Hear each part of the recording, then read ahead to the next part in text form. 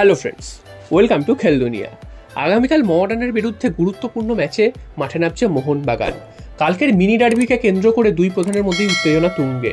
অনেকদিন বাদে মোহনবাগান এবং মোহামেডান দুই প্রধানই কিন্তু কোনো টপ টায়ার লিগে দেখা হচ্ছে।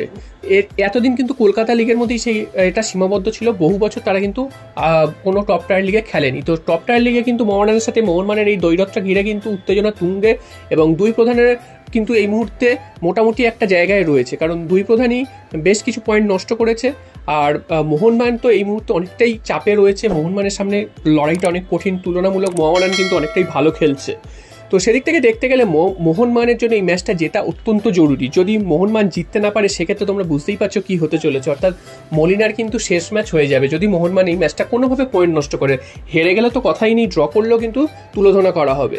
অন্যদিকে মোহনবাগান যারা প্লেয়ার রয়েছে প্লেয়ারদের ওপরও কিন্তু চাপ প্রবল, কারণ এই ম্যাচটা যদি জিততে না পারে তাহলে বিদেশিদের কিন্তু মুন্ডুপাত করা হবে।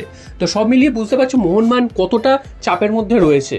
তো এবার একটা ভালো খবর রয়েছে মোহনবাগানের জন্য, যে ডিফেন্সে কিন্তু অ্যালবার্টো রড্রিগেজ তিনি ফিরতে চলেছেন। তিনি মুম্বাই ম্যাচে খেলেছিলেন, তারপর তিনি চোটগ্রস্ত হন, তারপর থেকে কিন্তু তাকে আর মাঠে দেখা যায়নি। তো অনেকদিন পর তিনি আবার মাঠে ফিরতে চলেছেন। টম আলড্রেড তিনি কিন্তু ডিফেন্সে খুব একটা ভরসা জোগাতে পারছিলেন না। তিনি খেলছিলেন ঠিকই অ্যালবার্টো রড্রিগেজের অনুপস্থিতিতে, তবে তিনি যেটা খেলছিলেন সেটা কিন্তু একদমই জঘন্য খেলা বলে। তিনি ওপরে উঠলে নামতে পারছেন না, ঠিক মতন ডিফেন্স করতে পারছেন না, দীপেন্দুকে নিয়ে তিনি কিন্তু সামলাতে পারছেন না, বরঞ্চ দীপেন্দু কিন্তু ওর থেকে অনেক ভালো ফুটবল খেলেছে। তো যদি অ্যালবার্টো রড্রিগেজকে প্রথম থেকে নামানো হয় সেক্ষেত্রে কিন্তু টম আলড্রেডের জায়গা কিন্তু বেঞ্চেই হবে। তো ডিফেন্সে কিন্তু মোহনবাগানকে খুবই নজর দিতে হবে। আগের দিন দীপেন্দুও খুব বাজে ফুটবল খেলেছেন, যেটা দীপেন্দুকে নিয়ে অনেক ভরসা ছিল। তো দীপেন্দু ভালো খেলছিলেন, তবে লাস্ট দিন কিন্তু তিনিও ফ্লপ ছিলেন, যার ফলে কিন্তু মোহনবাগান 3-3টে গোল হজম করে।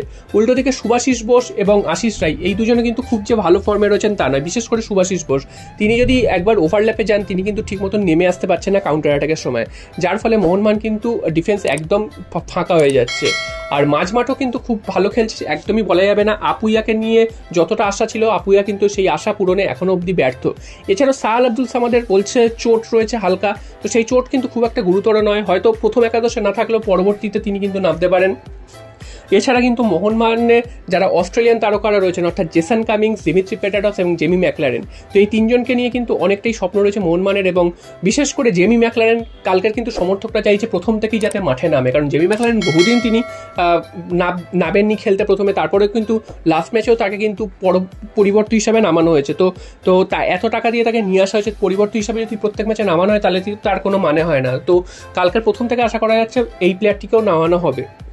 তো গ্রেগ স্টুয়ার্ট না দিমিত্রি পেটাটস কাকে খেলানো হবে এটাও কিন্তু ফার্স্ট ইলেভেনে এটাও একটা সংশয়, কারণ সব প্লেয়ারকে তো একসাথে খেলানো যাবে না, যে কোনো 4জন প্লেয়ারকে খেলাতে হবে। তো তোমাদের কি মনে হয় কোন 4জন প্লেয়ারকে মোহনবাগান খেলালে কম্বিনেশনটা সব থেকে ভালো হবে? উল্টো দিকে ডান দিকে কিন্তু মনবীর সিং এর অনুপস্থিত থাকতে পারেন, কারণ মনবীর সিং এর একটা চোট রয়েছে। যদিও শোনা যাচ্ছে যে মনবীর সিং তিনি চোট কাটিয়ে খেলার চেষ্টা করছেন, তবে শেষ পর্যন্ত তিনি খেলতে পারবেন কিনা সেটাই কিন্তু সন্দেহ। এবং ফার্স্ট ইলেভেন কালকে যখন ঘোষণা করা হবে তখনই বোঝা যাবে তাকে দলে রাখা হয়েছে কিনা। তো মনবীর সিং এর খেলার সম্ভাবনা প্রায় নেই। তো সব মিলে কিন্তু মোহনবাগানের দল কিন্তু এইরকমই নামানো হতে পারে। তো দেখা যাক মোহনবাগান আগামীকাল মোহামেডানের বিরুদ্ধে জিতে 3 পয়েন্ট অর্জন করতে পারে কিনা। এবং লিগ যেভাবে চলছে, মোহনবাগান যদি এই মুহূর্তে যদি আবার পয়েন্ট নষ্ট করে সেক্ষেত্রে পরবর্তীতে গিয়ে মোহনবাগানকে অনেক সমস্যায় পড়তে হবে, এবং লিগ চ্যাম্পিয়ন হওয়া তো দূরের কথা, তারা কিন্তু ভালো স্থানে শেষ করতে পারবে না। তবে এই মুহূর্তে মোহনবাগান কিন্তু লিগ টেবিলে 10 নম্বরে রয়েছে, যেটা কিন্তু একদমই ভালো খবর নয়। যদিও অন্যান্য টিম 1-2 করে বেশি ম্যাচ খেলে রয়েছে মোহনবাগানের থেকে, তবে মোহনবাগানের এবছর আইএসএল এর স্টার্টিংটা একদম ভালো হয়নি। তারা কিন্তু মাত্র 3 ম্যাচ থেকে 4 পয়েন্ট পেয়েছে। তো এটা একদমই মোহনবাগান সুলভ খেলা নয়, এবং মোহনবাগানের প্রতি আশা সমর্থকদের অনেক বেশি।